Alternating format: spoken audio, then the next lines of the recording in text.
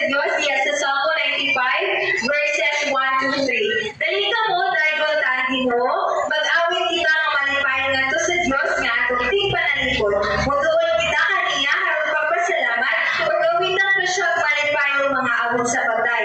Kaya Ginoo, gawhanan Diyos, gawhanan haring nga labaw sa tanang Diyos. Ang kulong sa Ginoo. Amen. Ato na ba ang tanong sa patay sa tuloy na Diyos?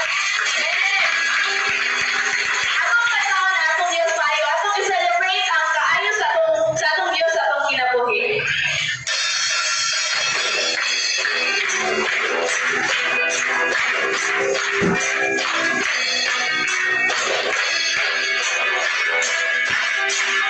Atong Diyos Maayo, inakita niya tuman, walang kaniya magsabi sa panahon na ating kalagayan.